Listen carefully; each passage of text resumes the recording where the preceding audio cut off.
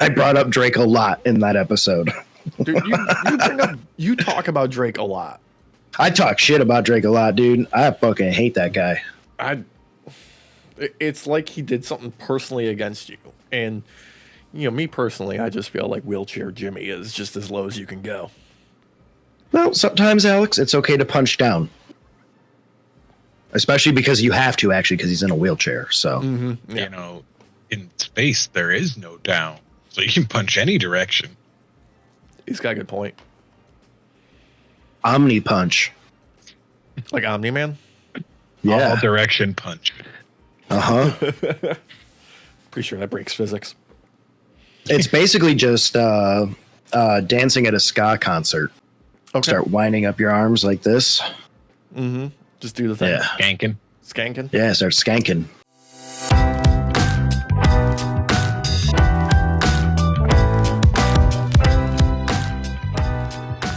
I feel like ska is one of those things that's due for a comeback. I fucking hope so. It's never really left. I mean, it was never really Big Boy popular. never left. It's always just kind of been there. Yeah. I don't know. Mighty Mighty Boss Tones hit pretty big. Mm-hmm. Yeah, and like Real Big Fish, and No Doubt. Anything else beyond that? No Doubt made it cool for a little bit. But I think No Doubt kind of rode the wave of Sublime because it kind of had that kind of style too a little bit. Yeah. I mean, A lot of those Cali bands. I think it was Sami Zayn who put it best when he was being interviewed because, he draws inspiration from, the ska genre as a whole. And they were like, yeah, I didn't realize that nobody thought that ska was popular. Like, it missed me by. He goes, I got into it in 2000 whatever, and apparently it was already over. Because when was it popular? Like from 2007 to 2007. Yeah. I'm paraphrasing here because I don't remember the exact words. Well, so when I think about it, I think it was Lollapalooza, maybe.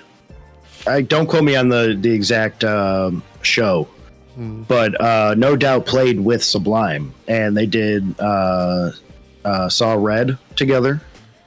Him and Gwen did the vocals together, and they did a few other songs together, I think, back then. But I want to say that was No Doubt's rise, kind of right there in that moment, because everybody kind of noticed, like, oh shit, this band is awesome. Yeah, the Tragic Kingdom era kind of when they hit big.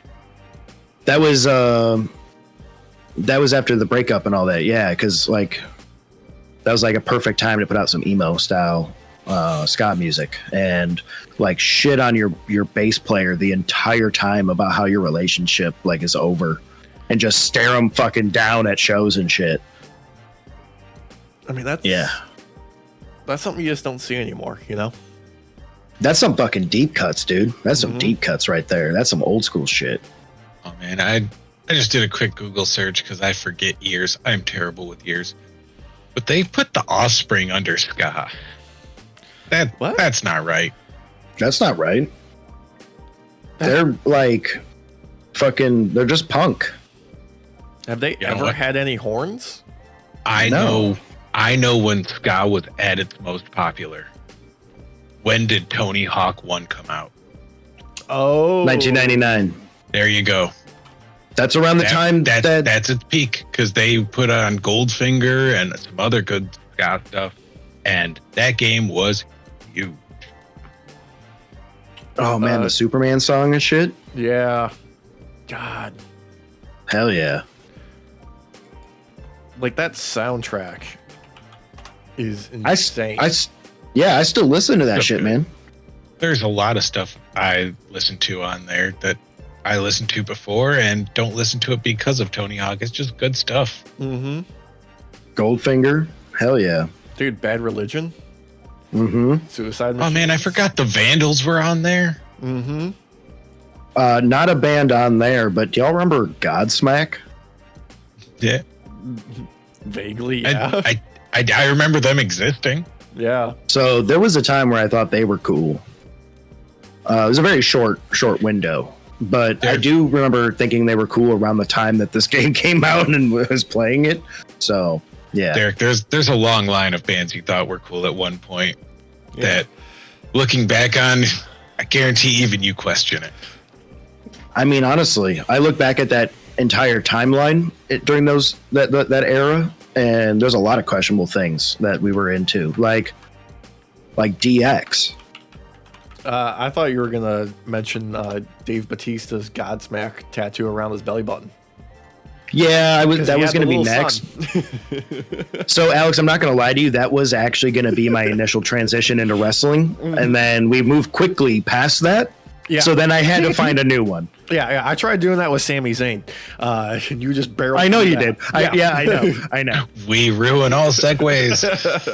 Alex, I didn't notice that until after you stopped talking, and I started just as I do. And oh, I heard Alex reference Sami Zayn. I was like, ooh, this is his going to be pivot moment, and we're going to go that way. And we just kept stumbling down this trail. Yeah. Yeah. I'm going to apologize right now to everyone because that means we're recording. Oh, yeah. And I assume we have been the whole time since he said he wasn't. I assume that's when he hit it. Pretty close. No, I waited a little bit. I gave Derek some runway to exhaust himself from embarrassing himself before I started recording. That's a long runway you need there.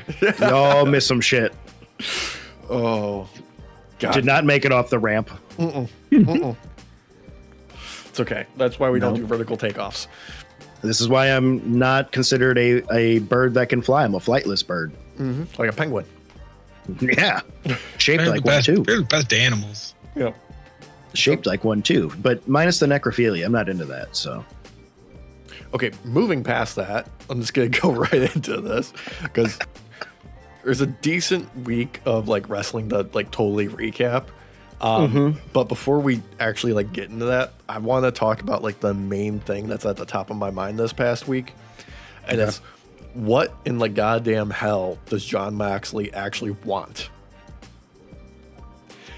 I don't know. Yeah. And I will admit, because we off camera, we were all talking about how we've all had a week. I did not get to watch AEW this week, I will admit. Okay. So you're going to have to catch me up. Yeah. Walsh did watch it, though. So if you need the real play-by-play.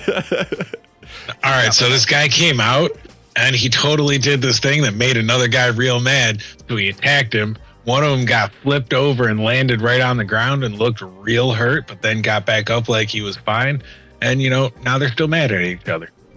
Yeah, he's pretty close. He's like dead on, right? He just needs to add some names to it and he's set. Yeah, I was going to say, did he just explain how Danielson went out? Like, because that was almost a shot for shot. What? He's too good. Don't question my superpowers. This is why he's in the lead in GM mode. Yeah, I was just going to say that, too. He like, knows this how is to why. book wrestling. He just does.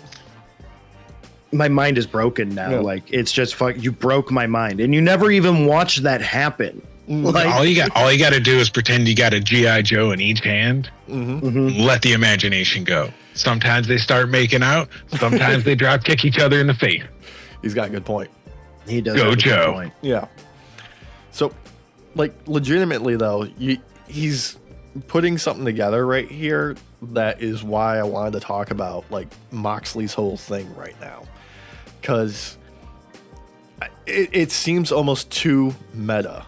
So, like, Walsh, since you're not paying attention to what's going on week to week in wrestling, I'm going to give you kind of like what has been like the modus operandi for Jon Moxley since he's turned heel, basically. He shows up, he betrays the fuck out of Danielson, plastic bag over the head, all this kind of stuff, blah, blah, blah, right? And then he's been putting on these like cryptic promos and they've been putting this droning like ominous music behind it, and he's been talking about things that don't really make sense and like kind of hypocritical with like I will burn this force to the ground and build a new one. And this past week he was talking about how like caterpillars have to eat themselves in order to turn into butterflies type of stuff. Yeah, it's weird. I mean, the presentation of it is great. Like he's just like in the middle of the fucking salt flats in the desert there, you know, going straight down the lens, and just it looks amazing the whole time he's cutting it. But like the overall like thesis that he's operating on is, I hate what AEW has become, and I'm the one who needs to fix it. Like he is targeting essentially like the lower card to mid card people in the company as sort of like, you failed to live up to your potential, which is really like a critique of the booking of the mid card, so to speak. Like his main things that he mentioned that, you know, AEW shouldn't be. It shouldn't be all fun and games. It shouldn't be, you know, dancing and having a good time, you know. So he's been targeting like specific people he feels didn't live up to their potential, which is really like a critique of the booking of AEW itself, not so much the characters. I don't know. Which I guess I should also preface, some of these complaints that he's bringing up are fan complaints. Yeah. It's like, it's very fourth wall breaking in a way. Yeah, That's why it's also hypocritical, just so you know. Yeah, it's very meta, so to speak. It's weird. I didn't see this week, so I didn't get to see this whole caterpillar fucking thing. So, and that's wild, by the way. I just want to make that fucking clear. That's a weird goddamn line. Yeah, that sounds like he's got Terrence Howard writing lines for him. Yeah, he's been saying weird shit, but like the way that he's been, you know, presenting himself, it's working.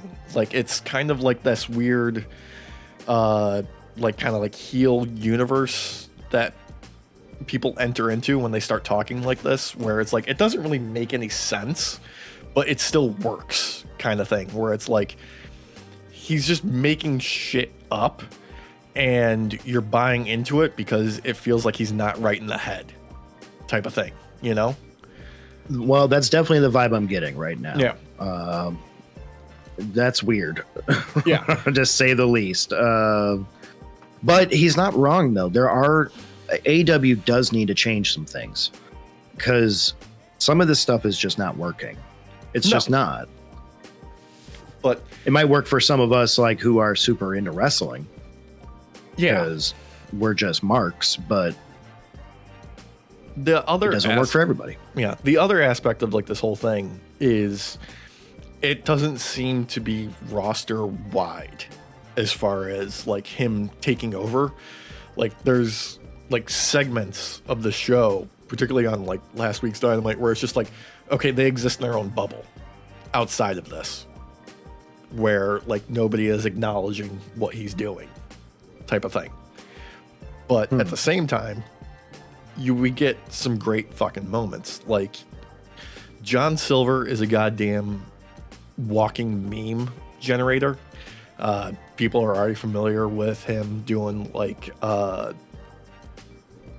it's like a reenactment of an existing meme where like that dude is talking to that poor woman at like a baseball game, and he's got like the sunglasses on, and he's got his hand up to her ear, and you know, people always put like the caption of like, you know, some dude explaining something that she is clearly not interested in.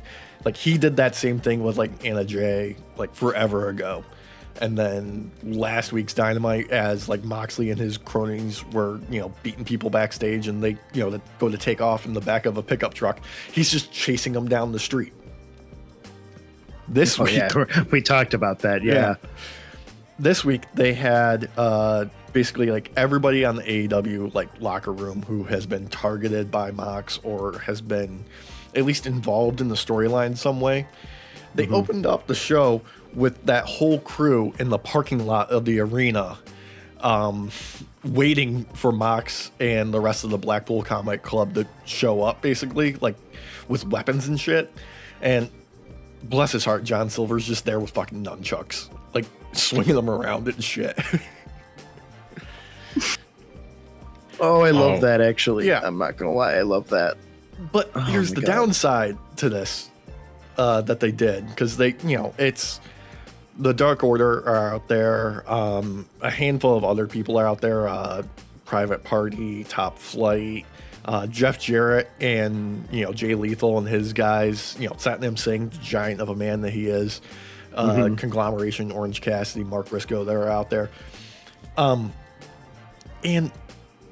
when Mox and crew show up, they just made them look like geeks. Because Marina Shafir rolls up in the pickup truck, gets out. She's the only one in there. Oh no, Mox and the rest of the guys just used a different entrance. So they like stayed out there the whole show and did nothing. There's like a whole lot of doors into those venues. Yeah, they just made them look like complete geeks. Okay, I'm not going to lie to you. The way you were building that up, I was expecting like a Sinister Six type shit. Where like they would roll up and jump out and go gang gang and just fuck everybody up. I would have preferred that, actually. I mean, it kind of was the Sinister Six, and Spider-Man just swung around the building and went in the front door. Yeah, just disarmed the bomb and was like, sorry, kids. See you next time, Chucklehead. Oh, my God. No, that's so weird. That's such a weird thing. Because, like, don't get me wrong. He wants to change AEW. Fine. I'm good with that. We spoke about this either last week or the week prior where we got to see some of these wrestlers get really pissed off about what Mox was saying and doing, and kind of feel like you're kind of getting a unified front of wrestlers where you never had that before with these guys on screen. And it seemed kind of cool. Like you're forcing like an Avengers moment to happen where it's like, we need to make a team. But there's the aspect of, like I mentioned, like there's things that are happening on the show that feel completely removed from these events. Like people that haven't acknowledged like what Mox is doing at all. Just ignored it. That's weird. That's just so weird. Yeah. Like I understand like certain people having like different priorities, but like I don't think a single fucking wrestler since it happened has said anything about Danielson being taken out by Moxley. I'm assuming it's still very touchy. And maybe. I'm assuming people don't know the right words, maybe, to say. Yeah. That's really all I can think of in it as an excuse other than just, meh. No, we're not doing it. I'm going to recap some of the other stuff that happened like along with this. Like during the middle of the show, good old Chucky T came out to grab Orange Cassidy and Mark Briscoe while they're out in the parking lot. Be like, no, Mark's got a match. Come on. And like, Orange, I got to talk to you. You know, you got to like step up and blah, blah, blah, do all this kind of stuff. It seems nice. For those that don't know, Chuck Taylor was, he's semi-permanently retired. It's still unknown if he'll ever actually be able to get back in the ring because he like completely destroyed his ankle, apparently. Yeah, it shattered. Yeah.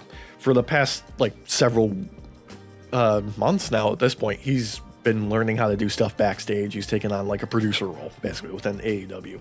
So it was weird seeing him in like AEW producer gear. Like he had like the collared polo AEW shirt. He's got like the little headset on and shit. Hell yeah. So later on at the end of the show, when Mox and crew are making their run into the ring, Mox comes out from behind backstage, you know, fully like all in black, gloves, ski mask, the whole shebang, and he drags Chuck Taylor into the ring. They go to basically batter him. Yuta grabs a steel chair, goes to like put it around his ankle because, okay, that's his weak spot. Sure. Claudio pulls him off and goes, what the hell are you doing? That's not how we operate. Grabs a chair and instead wraps around his neck and stomps on it. He goes, we're not going easy anymore. We're here to essentially murder people. Great piece of timing though with Orange Cassidy because he got there like to the ring just like 1 second late. They kind of nailed the timing on that one better than I could have imagined. And that's how they ended the show again. So again, this is just more building Orange Cassidy to hopefully be the challenge to Jon Moxley at Full Gear, I'm assuming. Sorry. From how you're describing it, it does seem that way. And thinking about it, I would say that Orange Cassidy is very much the antithesis, if I could speak, to this version of Moxley. So I could see that because he's like the party guy, the take it easy guy. Yeah. Only he does get serious still though. It's not like he doesn't. The dude's an amazing wrestler, obviously. Yeah. When it comes to skill and everything, I do believe Orange Cassidy would be the one I would want to see go up against him personally. Personally, absolutely. Like, I think OC's a great wrestler. He's had a great gimmick. I'm not sure if I'm totally buying sort of the presentation from like all the other like people in his circle are be like, no, Orange, you got to step up. You can be the man. Like, be that guy. And he's, you know, sort of rejecting it. He's becoming kind of like the reluctant figurehead. I don't think they've quite nailed that presentation. Like, I like the idea, but I don't think they've quite nailed the execution of it. Well, so I feel like you kind of have to have a reluctant figurehead for this type of situation for it to sell better. Sorry for bringing it into DBZ, everybody, but I've been playing a lot of Sparking Zero. Goku ain't that type, and I don't think Cassidy would be best. His character would be best served to be that type of guy who's like, "Oh fuck yeah, let's do this. I just want to fight you." I think he needs to be more reserved in this moment, even though he is like the carefree kind of character. Because of when he gets serious, though, I feel like that version of Orange Cassidy is the reason why they want him to do it, or they're trying to push for that. Because, I mean, how many times have we seen him go from hands in the pockets to hands out of the pockets, and then shit got real? That's kind of been like how they've been building him for past year. It feels like ever since he held the international championship, when he was doing that, like, I'm wrestling every week and the story is how much longer can his body hold on type of thing. I feel like ever since he started doing that run, that's kind of how he's adjusted his in-ring and character stuff. Well, if they can learn to kind of sell it better, because it might just need some tweaking in how Orange is selling this across. Not to bring up WWE for this portion, but maybe talk to Roman Reigns and find out who his acting coach is, because whoever that is, they've done brilliant work with that man. So yeah, like we'll talk WWE in just a second. Let's just I want to run through some of the other stuff that actually happened on the show that was fucking good. Sammy Guevara versus Shelton. That is going to be a highlight that lives forever. And I don't mean the super kick because they filmed it wrong. They just got the wrong angle on it. Okay. It would have been great, but the setup for it was wrong. No. Shelton grabs like Sammy around the waist early on in the match and just yeeted him straight up in the air. The dude went like 10 feet straight up and fell flat on his back. It was great. Oh my God, was it a suplex? No, it wasn't a suplex. It wasn't like, I don't know what you would nearly define it as. It was the position to do like a half and half suplex, but instead of going over his back, he just threw him straight up in the air. Damn. Yeah. Once again, shit. They are doing everything right with MVP and Shelton. They're one of those groups that exist outside of like, you know, the whole Mox thing that's happening on. And I'm okay with that because what they're doing right now is fantastic. It's so much fun. They're building Shelton into a full-blown killer. MVP going around handing people business cards on his like recruitment drive is exciting. Like I actually want to see who is going to join this faction, you know? Yeah. Oh yeah. I'm excited for this too. I think that the way they're selling MVP out right now for everyone is this is the perfect way to do it. Cause you're like, he's making a group of killers. Yeah. And it's showing with like who has gotten the cards on like what directions they can go and how much this can improve their standing within like the greater wrestling community and like their character. Like Mercedes Moné got one very early on. I would like to see that. Bring her into this group. That would be awesome. MVP is a great mouthpiece for anybody, even somebody who can talk. He's even better adding to them. Like, he's one of those guys that you can put on the side of the ring during a match, and he adds to it. He doesn't try to make it about himself. He just keeps adding to it. Yeah. Especially if you have someone like Mercedes Moné right now, because her gimmick right now in AEW, I think, would fit perfect with this overall. 100%. Leo Rush, another one. Dude has got that kind of like in-ring ability that you don't see from other wrestlers, and he does it better than other wrestlers do, where it's like, oh, this guy uses his speed and his agility and some high-flying stuff and some, kind of wild card athletics. But he does it so much better than like other people on like the indies that you're like, okay, no, I want to cheer for Leo Rush. He's that good. Oh, yeah. I mean, with Shelton Benjamin, with his match, like Shelton Benjamin's always been the type that is going to sell hard. He takes shots like crazy. And I like kind of read the synopsis of the match, and it seems like once again he has saved someone from what could have been a horrible moment. Sammy Guevara came up short on his suicide dive, but Benjamin was still able to catch him. Yeah. Like, I mean, dude's a beast. He's looking like a straight killer, and I love it. Because, like, dude, Shelton's like, what, 49, I want to say? That's what we looked up last week. And, like, he's finally getting a presentation that doesn't, feel like he's being underutilized. He's always had, like, moments where they've given him a chance to shine, and he does it, and then they don't do anything with it. This feels like, okay, yeah, sure, he's going to be the guy who takes the pin instead of, Bobby Lashley when they bring him in. But for now, they are building him like a actual like threat to anybody. I mean, I think I brought this up last week that maybe this the Hurt Syndicate will be what needs to take on Mox. Yeah.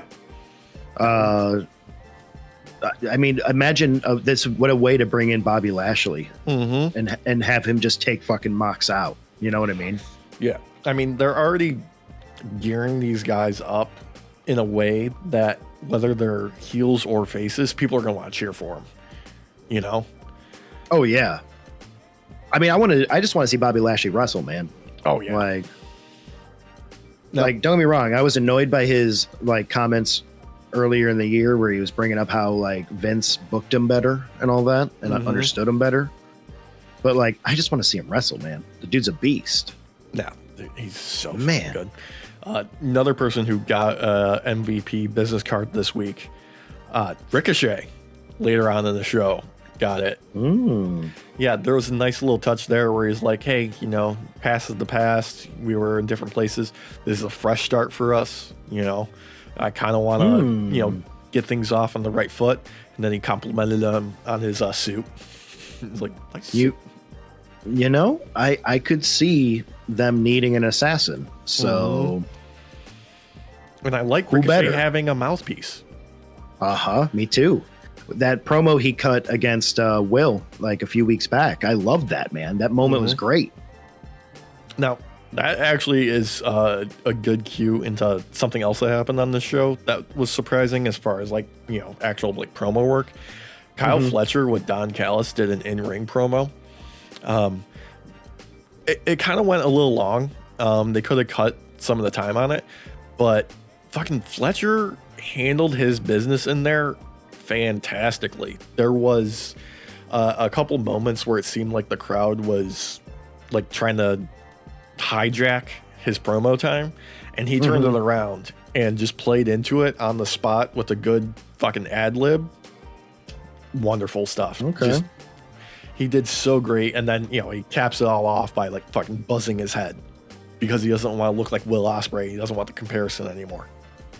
Yeah, so Bleacher Report is saying that he looked a bit manic because he didn't get all of his hair off. I haven't seen this promo yet. I will watch it. I don't think that's a bad thing. Why not make him look a little crazy after what we saw the week prior? So, and honestly, dude, the work that he did with the Clippers Like he got a good cut there, dude. Like he got like a nice clean buzz on at least like the first stroke. He didn't go like do the whole thing in the ring. They filmed some more like backstage in like a locker room.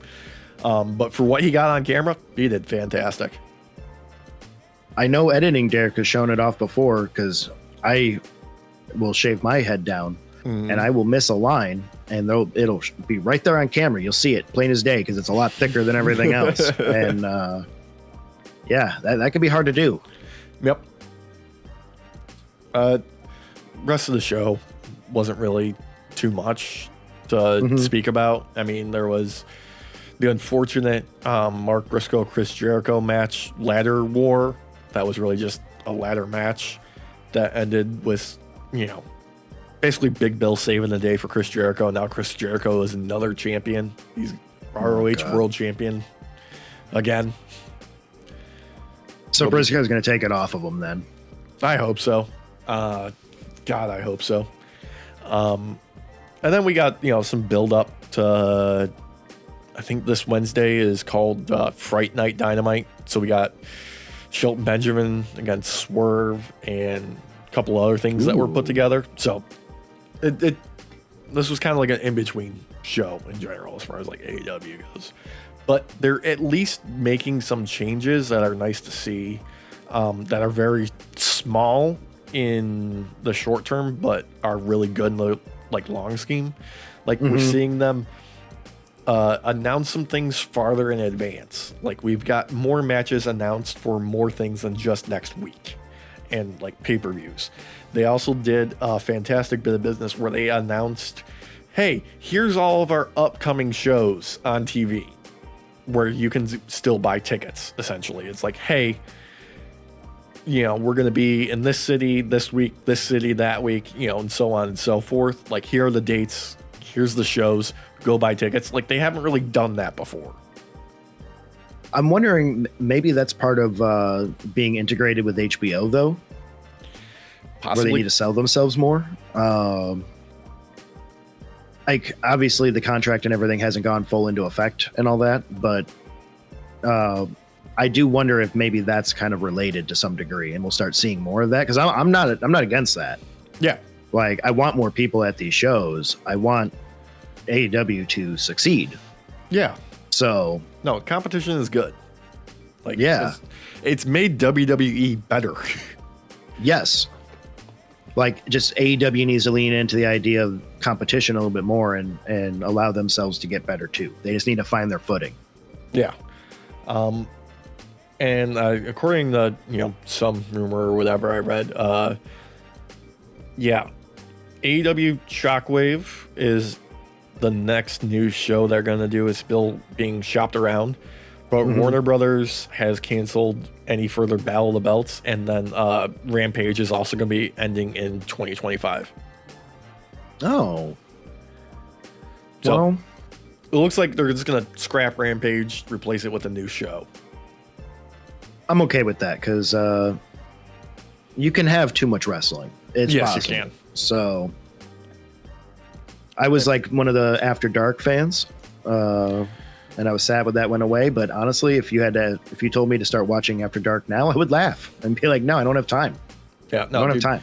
Dark and Dark Elevation are probably like some of the best like podcasts in existence, because yeah, there's wrestling going on, but really you're just listening to like Excalibur and Taz shoot the shit for an hour at a time.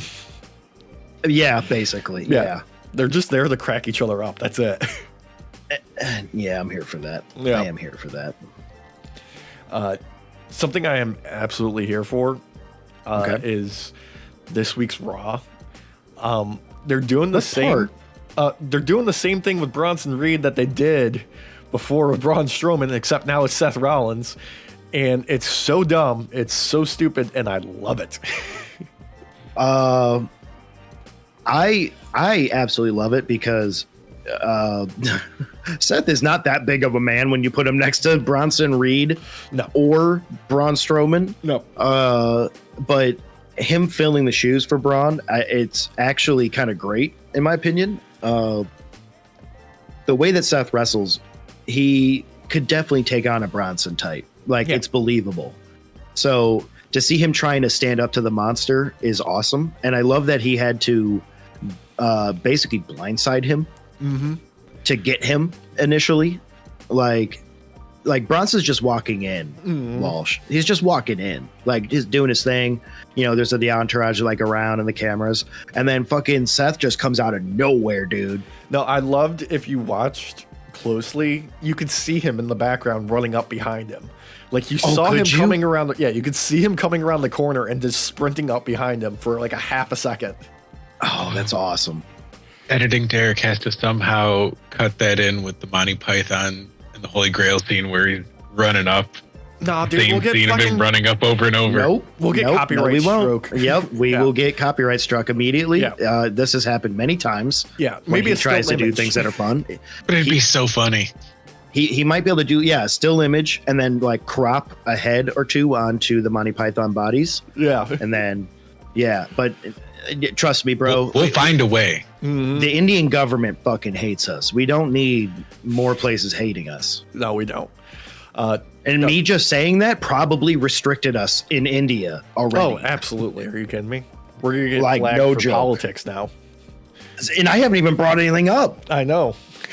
we had aside real quick of everything we're talking about, Walsh. Yeah. Like I sat there, you boys know, off camera, trying to talk, like think of a way to talk about the situation going on with Undertaker and Foley and like real world That stuff whole that has kind of thing. happened. Yeah. There is no way for me to remotely speak about that where I won't lose my shit and then just start saying shit. So I can't bring it up. We do know about it though. We do. Yes. We're on Foley's side, obviously. Yeah, no, like legitimately, like right now below Derek's name, it says Foley as God. Hell yeah. I can't see that. So editing Derek will see it. I mean, maybe he'll zoom in. He probably will. But, No, you know, it depends on what kind of mood he's in. for real. Yeah, but we are on the side of history where we don't allow in America. How about that? Oh, why did you say that? You can bleep it out. I think Derek can bleep it out. Editing Derek can bleep that out. Hopefully you notice. Yeah. The other F word.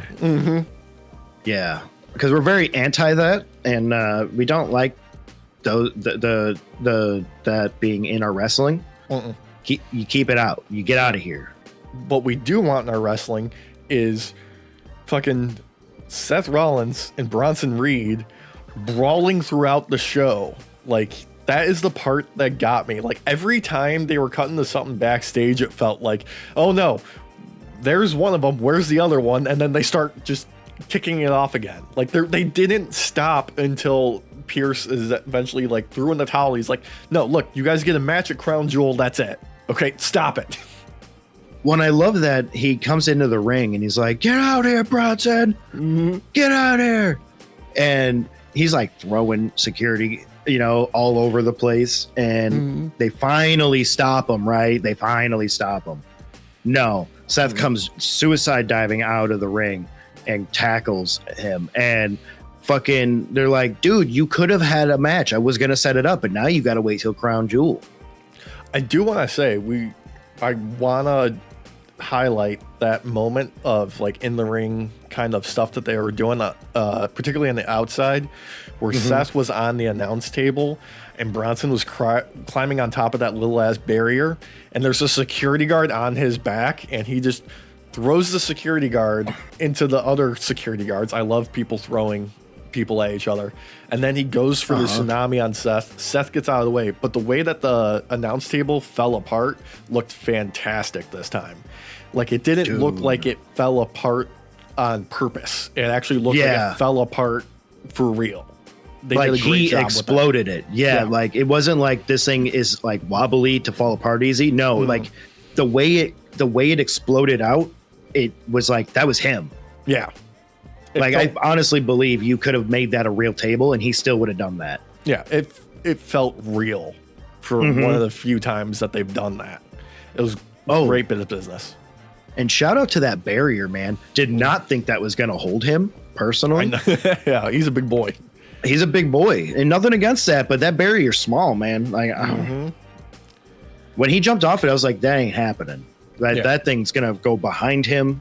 Like he's gonna flop and go head first onto the table. No, but it was an amazing moment, like absolutely amazing moment. Yeah, I love this vibe that Raw has currently, and I'm gonna put like Pierce as the guy, the kayfabe, GM of the show, really selling this idea that Raw is barely contained chaos every week. Like that he's cultivated it on purpose as he's kind of like laid out there, but it feels that way. Like they're doing an excellent job of making it feel like, oh no, anything could happen, tonight. They're doing a fantastic job with that. And yet he always has this face, like look on his face, like, why is this happening?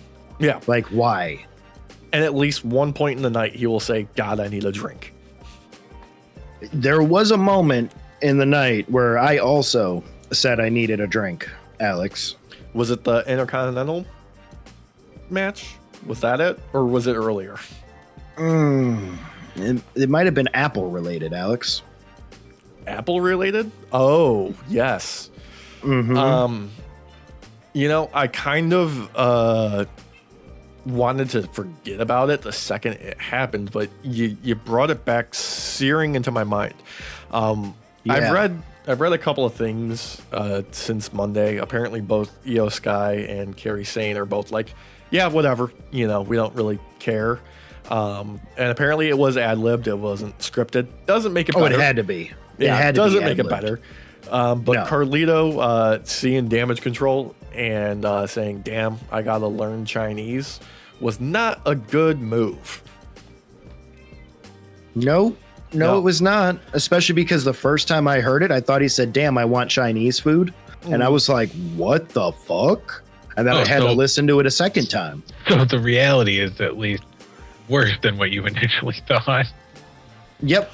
Yeah. It was a bad moment. I didn't like it. It was uncalled for, and I think the immediate backlash, WWE knew immediately what they needed to do, because they did damage control. Yeah, to say the least. Yeah, they did really quickly. Now, I want to say there was a way that this could have worked if it had been scripted, because way back, I don't know, a couple of years ago at this point, there was a match that had Io Sky, and when they just got done like doing like the walkouts and stuff like that, she was walking into the ring, and there was a guy from the audience who shouted at her, "Go back to China," and without missing a beat, she responded to him, "I'm Japanese, bitch," and then just did a full splits in the middle of the ring while just giving him the stink eye. Oh, hell yeah. Awesome. That could have, like, if they had scripted it properly and worked this in, they could have just done a callback to that moment, and that would have been fantastic. But that's not what happened, unfortunately. I would have liked him to, as they're walking out, him say like hello or have a good day in Japanese. That would have been awesome. I would have loved that. Oh, maybe like a konnichiwa or something? Yeah. Yeah, just like say something in Japanese and walk in, and they're like, "Oh, wow, he knows Japanese." And then it's like, "Holy shit, Carlito's like mad smart in reality, and not this weird like goof that's with the Judgment Day right now." Yeah, I mean, you just gotta learn one phrase. Shouldn't be hard. The phrase I would want to learn is, "Where can I get the best soup dumplings?" Yeah, You're gonna learn one phrase. I feel like that's a good one. Don't go to tourist places. I'll tell you that right now. You're going to get gypped, and it's not going to be good. You need to go into like normal Japanese restaurants if you're ever in Japan. Just go into the regular ones. Don't let them be like, "Hey, you need to come here. Is where all the tourists go." Don't go there. Don't go there. No, yeah, it's the same rules for like actually sort of any I would say Chinese restaurant in the States. If you see a child doing his homework in one of the booths, then you know you're in a good place. That's usually a surefire signal. The place next door at the pizza place. Yeah. It was so good. They'd go grab us almond cookies for free too. So can't argue with that. That's legit, dude. But Alex, you are right though. There was another part of the night that really irked me. I'm all ears, Derek, sir. the Intercontinental Championship belt match between motherfucking main event Jey Uso and Braun Breaker, the fucking human hedgehog. He's been cast in the new live action Sonic the Hedgehog movie. Yeah, he's gonna be Knuckles. Yeah. Great match. Technically, I'm not gonna say it's not. I like their previous match better, personally. I did too. This was like more of like a 3.5 star for me. But the belt dropped back to Braun. And yeah, there was, some shenanigans with Bloodline. Don't get me wrong. Don't get me wrong. It hurt. It hurt a lot. See, this entirely worked for me.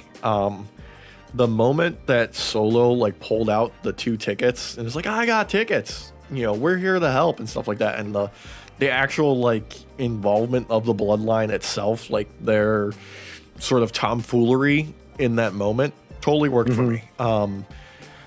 The motivation is a little weird for me, like why Solo would do this, other than the aspect of like, okay, yeah, on SmackDown the week before, like Jay did slight him in that moment. Yeah, he did. I feel like this is Solo being short-sighted, which works for his character, I guess.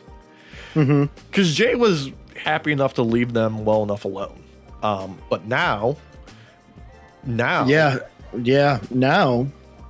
made an enemy out of him. Yes, which was tried not bringing this up earlier, but I can't now.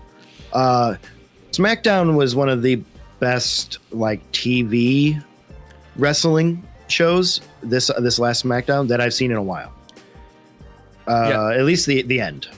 This was a feel good one. A couple of things before we get there, then. Okay, thank you. I didn't want. Let's.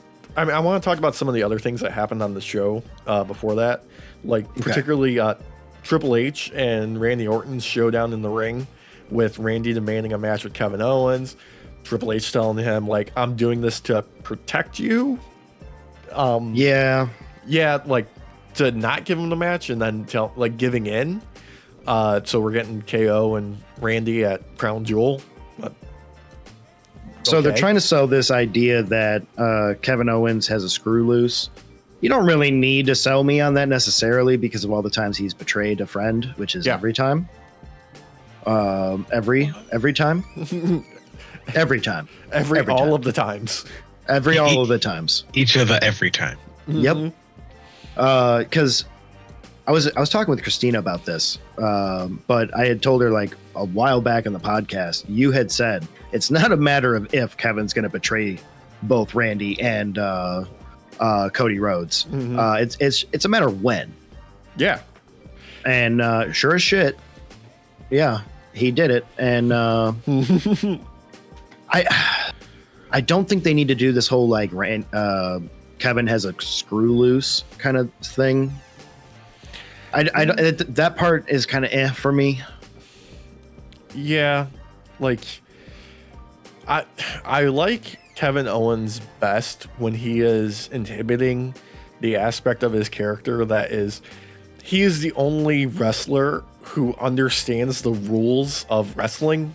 As far as like the fictional world, like if you say somebody's name while you're out in the ring, their music's gonna hit and they're gonna come out and confront you. Like I like that aspect of Kevin Owens. I don't want them to, try and make this like, oh no, Kevin's unwell, he's unstable. No, like he's gonna betray people. That's just the character trait of Kevin Owens. Let's just roll with that. You don't need to add anything to that. Right, because I was not sold on this idea by Paul Levesque. Because we got Paul Levesque. We did not get Triple H. That's a fun thing about him and the position that he's in now. Different wrestlers will call him different names depending on how long they've known him. Because Randy calls him Hunter. So does Shawn Michaels. Thank you, guys. Yeah. Not me anymore. That's not, no. some people will call him H, some will call him Triple H, some will call him Paul.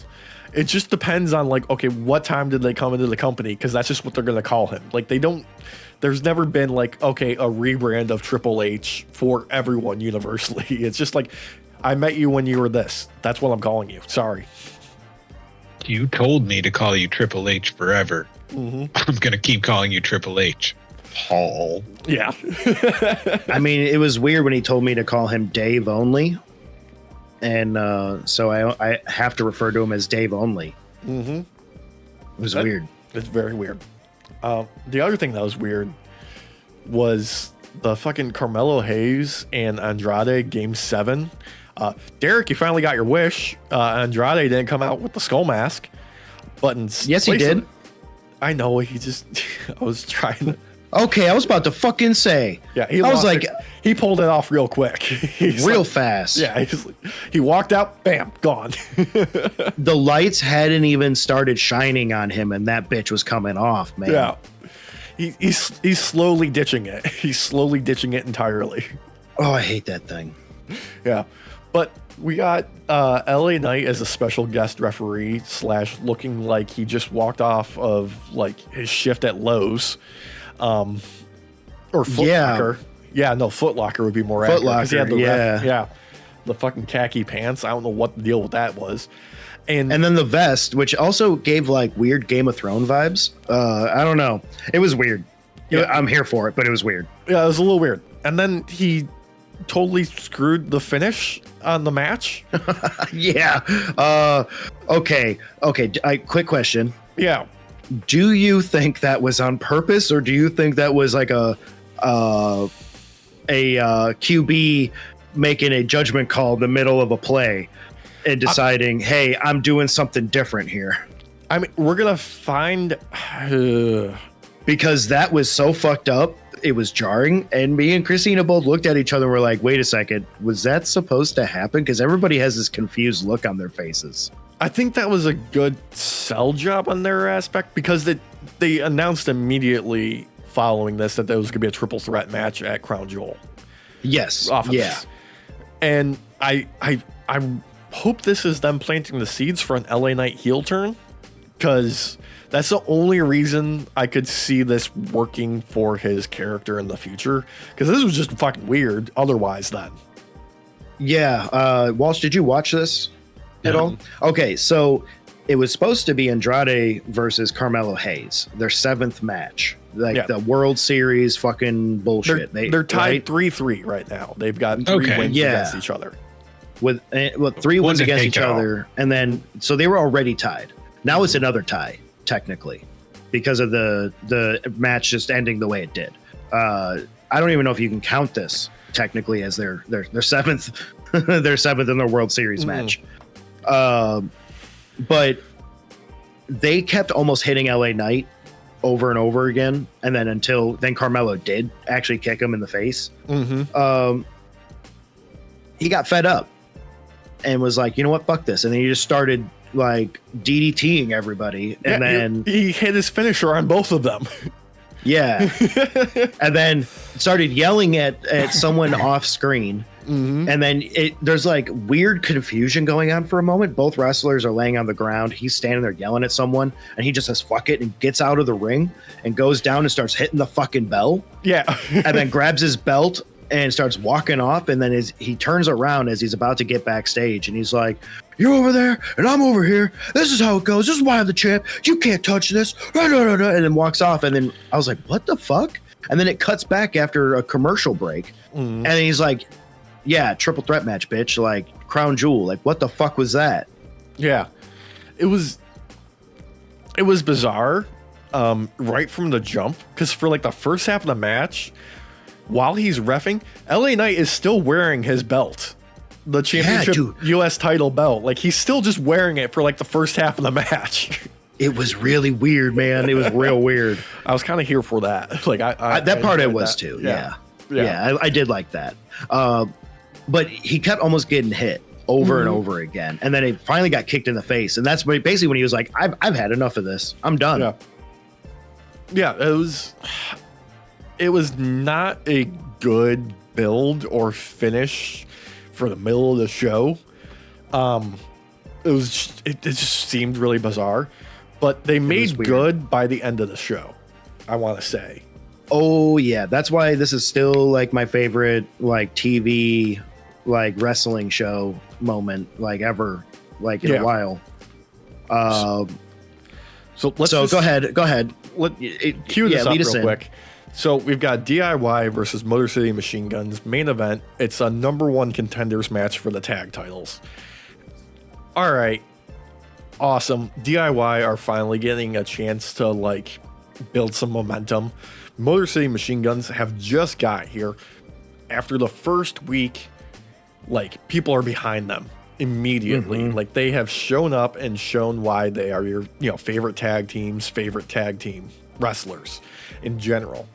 And this, I have all the time in the world for this match. This was so much fun. They were having a blast. They were doing like all the right things and clean finish. Motor City Machine Guns get the win. Immediately we get Shenanigans, fucking Bloodline come out and they're like, all right, you're here. Let's see if you can go. And we get the usual kind of like, challenge from the heels against the baby faces and being like, oh, no, we're not going to do it this week. We're going to do it because this, city or arena or whoever sucks. You don't deserve it. We're doing it at this and to build for the next show. No, they go straight into the championship match with Motor City Machine Guns versus the Bloodline. Hold on. But what led into this though? Solo is like, you must acknowledge me. Oh yeah. The fans all start erupting, saying like they didn't say fuck you, no, because it didn't bleep it. That was earlier. A few people did.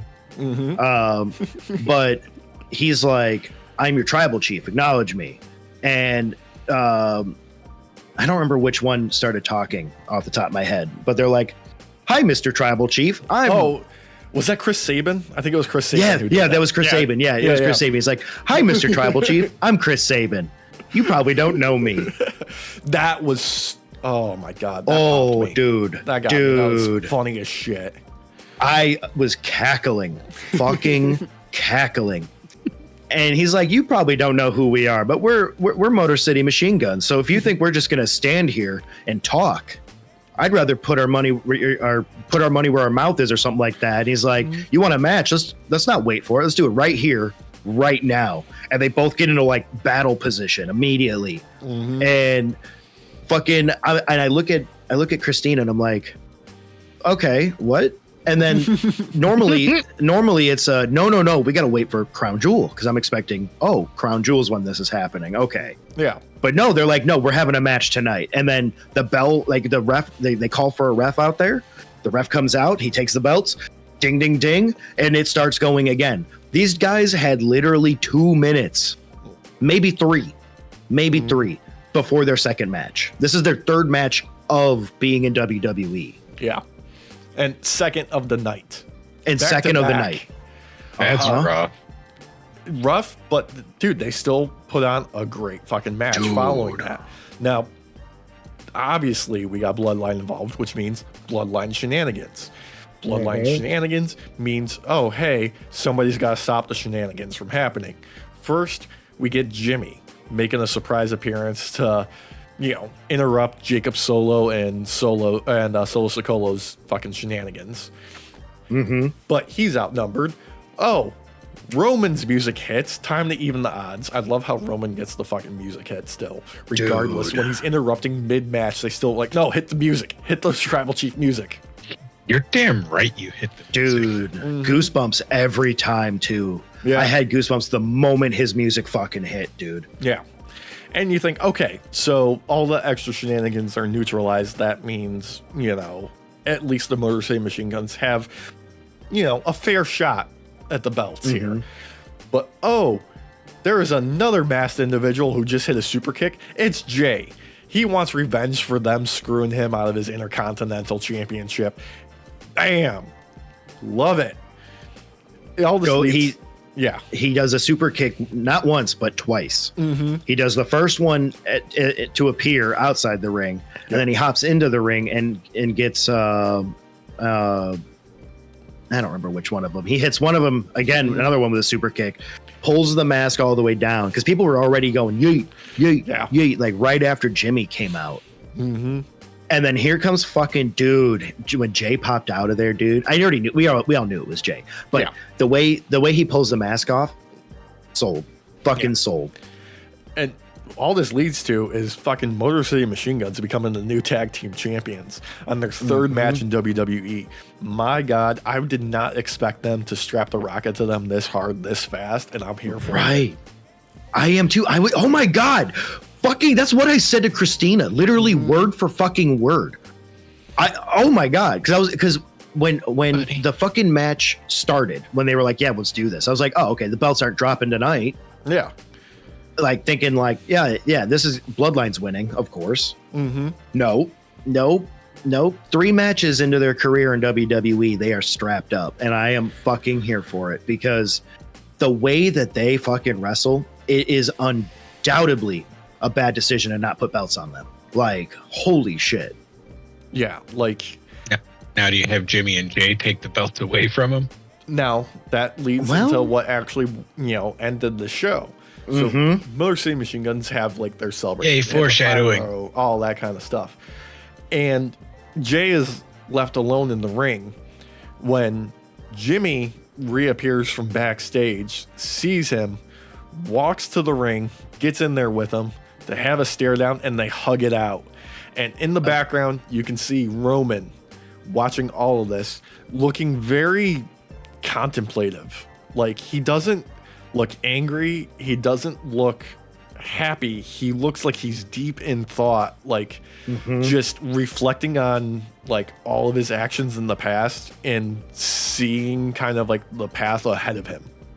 So I got that same fucking vibe, Alex. Same fucking vibe. And that's tying it all the way back to the beginning of the podcast. Whoever is his acting coach is doing an amazing fucking job because holy shit. There was so many things that you could read from that, and one of the easiest ones, and I think the one that comes out the best is he is contemplating everything in this moment. Yeah, everything, and it just like, oh, dude, what a way to cut out. And honestly, I loved the shot composition at the end where you have the Usos in the foreground and then like Roman in the back, like literally on their shoulders. So good, so good, dude.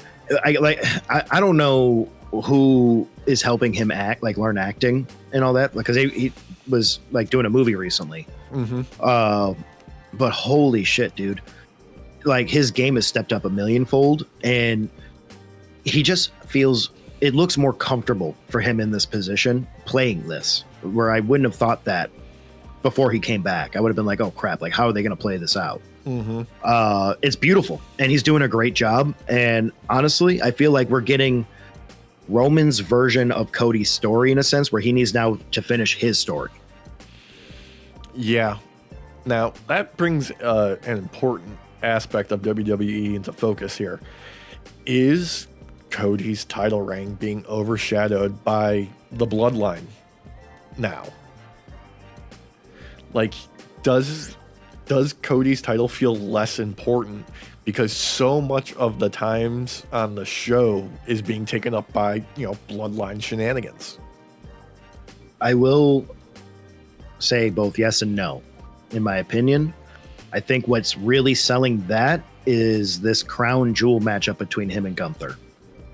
Which is making me believe that side. Yeah, I want to give credit to the two of them for their in the ring promo this week.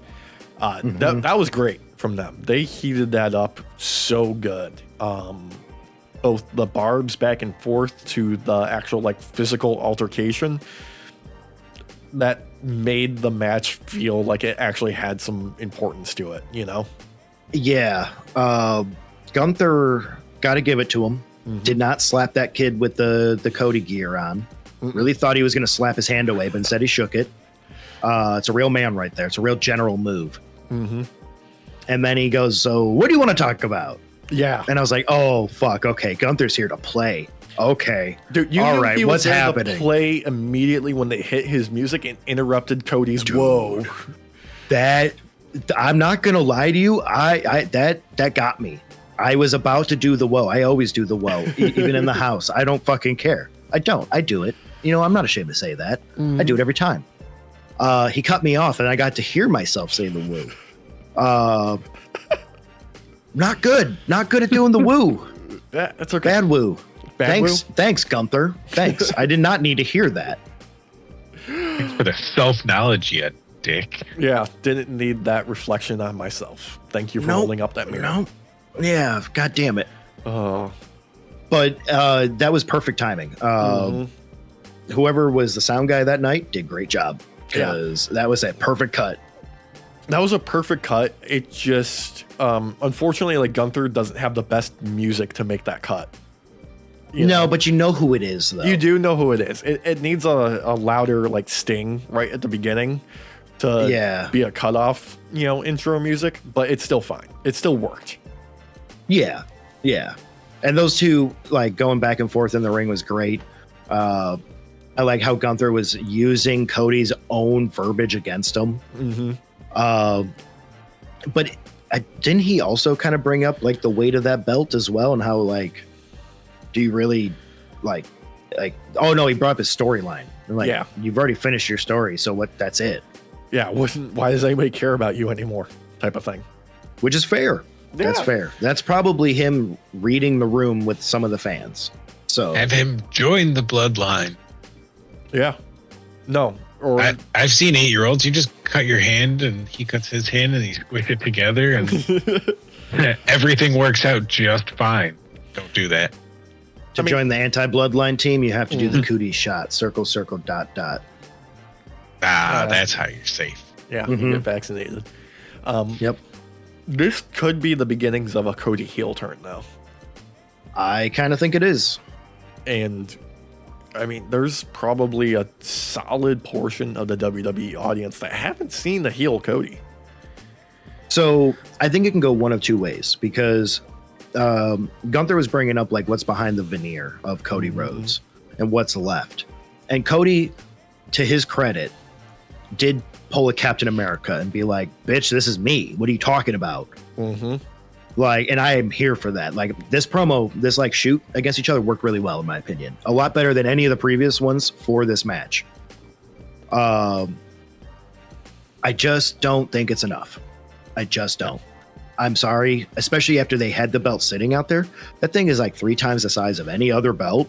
Like, I want to know if Randy Orton walked up to that thing and was like, wow, finally a belt that'll fucking fit me. Because that thing's going to look like a baby on him. Yeah.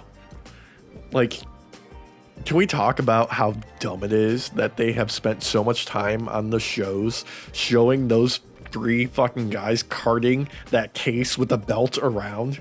Like, they're just showing them, like, moving it around backstage, like, just a case. It is the worst part of all of this in many ways, because it just shows how stupid it is. I fucking hate every time it comes up. I bitch every time. You can tell by the tone of my voice that this annoys me, because this was not the first time you've ranted about this. No, it's not. It makes me so goddamn mad. They're wearing white fucking gloves too. Yeah. Like, oh my god, if we touch this thing with like our oily ass fingers, it's gonna be ruined. Fuck you. Fuck that belt. Fuck Saudi Arabia. Oh, now we're restricted in Saudi Arabia, but that's whatever. Who gives a shit about Maybe it's made of lead. The gloves are for Khashoggi protection. Maybe you're right. Yeah. Oh god. And it's airing at fucking like 11 a.m. or 12 p.m. or some bullshit for us here in Illinois, like on a Saturday. Like, fuck you, dude. It's like it's the one that nobody gives a shit about. Yeah, I fucking I don't care. They walk around with this case like they're holding a goddamn like Barrett 50 cal sniper rifle that's put into pieces and fucking laying in that goddamn bitch with how heavy it is. And it's like, nah, bruh, you need to stop. You guys just go fly to Saudi Arabia and go sit there, and we'll do like cut shots to you standing there with the belt waiting for people to show up to Saudi Arabia. The sad thing is also this week they added, like, what is that? Yeah, the women's fatal 4-way tag team match to the show for Crown Jewel. So now we've got even more wrestlers that are now going to be, they're dogged into working in fucking Saudi Arabia. Yeah, I'm not happy with that. Don't get me wrong. I like the idea of the Fatal 4-Way. That's cool. I'm cool with that. I think it could be fun. Why would you make it a women's match in Saudi Arabia? Like, what? I think this is them trying to make up for all of the times that they were previously in Saudi Arabia, and they couldn't have any women on the show in the beginning, and then they were allowed to have one, and now they're gonna be like, okay, well, now we're just gonna have every woman on our roster on the show in one match. Well, like, I'm expecting everybody to wear pants. I'm expecting everybody to have like a full coat on. Yeah, no, they're wearing their like full like onesies again. That's what they're going to be doing, or they're going to be wrestling in those with like a t-shirt on top, because they did that I think last year. Well, like Liv Morgan wearing pants is going to be weird. I am not used to Liv wearing pants. That sounds really weird to say out loud. That does. It's kind of jarring to hear myself say that. I'm not going to lie. Mm-hmm. But it's weird. And I feel like they should be able to dress the way they want to dress while they wrestle, because like that's bullshit. Like, you're hiring these talent to come out. They get to be who they want to be and be themselves. Like, fuck you. Yeah. It annoys me. And I don't promote anyone watching Crown Jewel personally. No. Let us dumbasses watch it. Okay, audience. And we'll just explain to you what happened. Like, fuck that shit. Don't give up your Saturday afternoon. Don't give any time up for this. Yeah, like go sit outside and like enjoy like that last week of 60-degree weather if you're in the Midwest. Mm-hmm. Though, because there'll probably be 60 in the afternoon, snow in the morning, and sleet in the like mid-afternoon. So, as I tell my brother-in-law, you've probably already seen this one. Yeah. Mm-hmm. Oh. It just annoys me though. I'm not here for it, man. I know. You know what? Let's dig into some of the other like smaller stories that happened this week that I feel like we should talk about, because there's this one that I think is just completely buck wild. So Adam Cole recently returned from injury, Walsh. Okay. Previously he was out for an ankle injury. Basically, he came out to make a save during a show. He jumped off the ramp. He fell wrong and was injured. Now, there have been, details revealed now that, he's all good and healthy again about what exactly happened. Apparently, he landed so wrong on his ankle that he completely disintegrated one of the bones. And they discovered that after the first surgery. And they're like, hey, we're going to need to put you in under the knife in the next week, essentially, in order to fix all this damage. And in order to fix this damage, they had to get a donor bone from a corpse to actually fix what happened in his ankle. There was the option to do some metal pins and stuff like that, but they're like, no, you'll have better movement if we get you a bone from a dead body and put it in your foot. Do they have to put his bone marrow cells into it so it would be accepted or something? I'm not entirely sure. I don't know if this donor was a match for him somehow or what, but yeah, he's got some dead dude's bone in his foot. I'm not gonna be surprised when we find out that he has the money to the match that was for you. He's actually still alive. And he just goes, no, he's not. I don't know. I just thought that was the most metal thing ever. What if your foot starts walking around on its own? Yeah. Dead guy possesses the bone. He's like, I get this foot bone. I'm fucked. I mean, well, not for nothing. Adam Cole is known for his super kicks. So I think it would be a great storyline if he just starts super kicking people because his foot is just doing it on his own. It's possessed.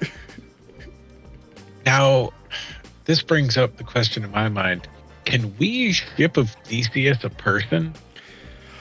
Yes. I don't see why not.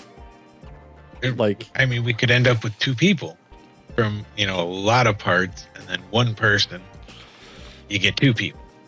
I believe the ship of Theseus, when you're doing it for humans, is called the grafting of Frankenstein. Yeah. And you just created a whole brand new type of bodybuilding competition. Mm-hmm.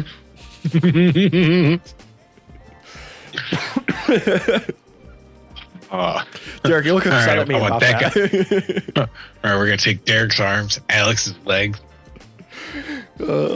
I'm sorry, but like my brain immediately went to D&D, and I just thought of a necromancer build that was like, I am gonna build the ultimate bodybuilder. You do not need to be a necromancer. This is just a flesh golem spell. Yeah. I hate that term. That's so gross. Yo, what? That's a golem over there, bro. That's flesh. Yeah, it's a flesh fucking golem. Oh man, Ugh. It's a fresh flesh golem. Is it just skin? Is it only skin? The digger you cut or the deeper you cut, it's just fucking skin. Just more skin. We occasionally hide eyeballs in there, so as you're cutting skin away, then boom, he's looking at you. Some random teeth and shit. So it's basically like a tumor. Oh man, that's the worst unboxing video ever. It's like when the twin eats the other twin, and then they find out that they have like teeth in their gut like 30 years later. Or like Malignant, where you have a second face growing out the back of your head. Oh, dude. I thought that was Harry Potter. Boys. Also Harry Potter, yes. Oh, do you think there's ever been a set of twins where one was a Quado? I'm sure. I feel like we need to see a real life Quado. Oh man. I don't think we do. This is some Quado action going on again. We've already seen it on film. Like it's been done. It has been done in film. Mm-hmm. I would like live action. Both actors, one playing the older, like more complete person, and the other one playing the Quado. Okay. Like R2D2 that shit. Yeah. I'm trying to remember. Open your mind. God damn it.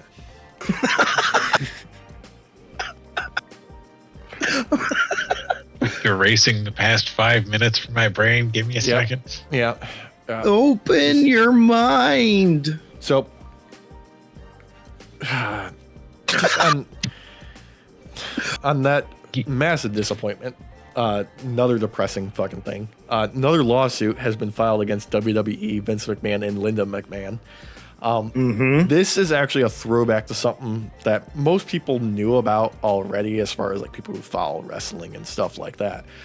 This involves Mel Phillips, and essentially the allegations are not new. They're just finally like trying to bring some charges to it. Yep. Before we get any further, Mel Phillips has been dead for years now at this point. I believe he passed away in 2012. I think you're right. Yeah. But essentially, the allegations are young boys, which had been dubbed ring boys in the past, usually around the ages of like 13 to 15.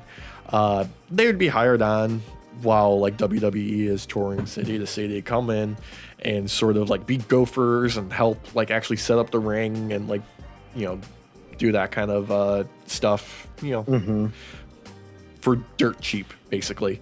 And Mel Phillips, along with a few others, essentially, allegedly, were very, very Smart. inappropriate and assaulting and taking advantage of these young boys who were, primarily targeted because they didn't really have homes to go to, or they had troubled history or so forth. Some of which were even like brought from, say, the city and traveled with him, specifically Mel. This is not new information, so to speak. We've brought it up before. Yeah. We've brought it up, I think, Previously. multiple times now. Yeah. And yeah, essentially the allegations are with these charges is WWE knew about this and allowed it to happen, essentially turned a blind eye. There is, there is evidence that WWE discovered this because all of the, like, so to speak, co-conspirators along with Mel were let go from WWE. The problem is Mel was brought back and essentially told, like, stay away from young boys. And that was it. So essentially this is hopefully some victims being able to try and reclaim some justice while there's a spotlight on WWE, and with the TKO group taking over, they might actually be able to get something out of it because they're a publicly traded company now and they would want to save some face instead of this getting like swept under the rug. Yeah. The WWE was basically able to pull allegedly able to pull basically like a Catholic Church kind of thing. Yeah. Where, you just keep shuffling around and moving around, kind of like you would play like musical chairs with priests, but instead of having to shuffle people around necessarily, you're always moving from city to city. You're never in one place.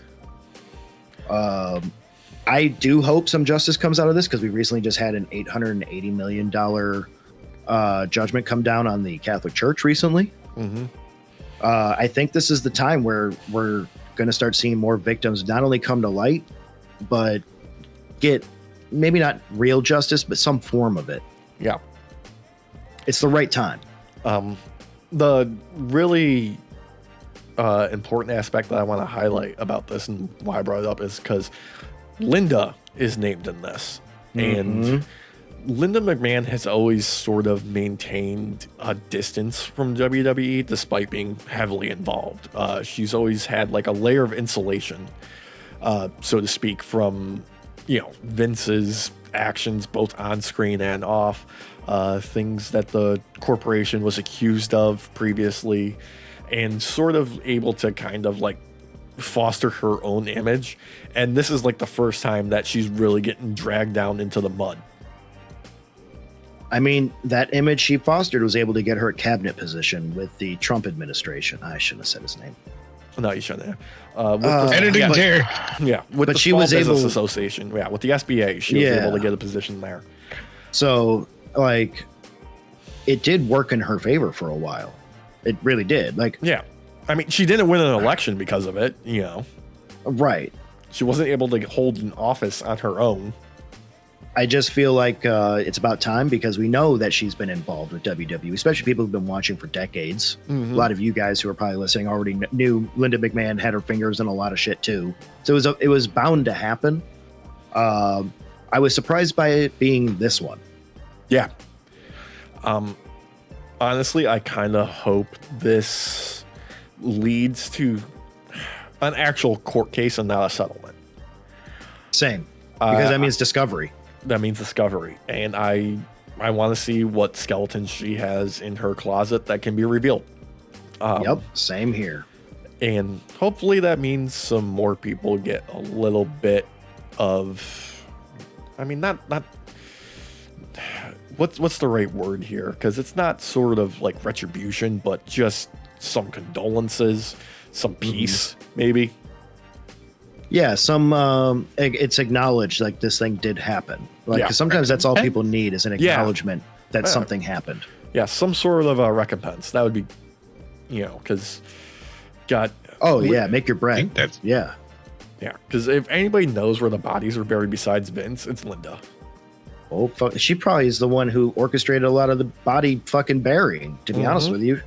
Like when you look at the two, Vince is very much like the seller. She looks like the person who organizes shit and puts shit together and makes sure shit works. She seems like how she would be in her own home, where she'd be a fucking ball buster. I'd wildly speculate that she picked out the shovels for digging. Yeah. She sure shit can't sell a stunner. Well, I mean, she's not a salesman, so, No, not at all. She's never blown her quads out just trying to run out to the ring. So you Both of can't them. really be a salesperson until you've done that. That's how I'm so good at it, Alex. Oh, you've done such a good job and then crawled into the ring with both your quads broken. That's the only way you can actually become a salesperson in this economy. You have to be able to blow your quads out. Oh. Anyway, we've got some stuff to look forward to. I'm going to implore the folks at home, the night shift, feel free, skip Crown Jewel. We'll recap it for you next week. Yeah. Let me hate myself enough to watch it. Don't do that to yourself. Yeah. Or do. I'm not going to tell you what to do. This is a suggestion. Just let it be a mental health Saturday, you know, because it's always good to have a mental health day, and let it be Saturdays. Yeah. You know? Yeah. Yeah. But until then, you know, thank you so much for joining us. We'll see you next week. Remember, like, comment, share, subscribe, do all the engagement, hit all the buttons. There's links in the description for merch. Just a quick reminder, once again, if you get on a live show with a poster or a piece of Night Off merch, you will get that friends and family discount. You just got to remember, screenshot it, tag us in it at Night Off Pod, send an email to nightoffpod@gmail.com. Derek, your finger's gone too far. You're off screen. There you go. That's perfect. And we'll get you that friends and family discount. But until then, only thing left to do, say goodnight, boys. And everybody. Buenas noches, night shift.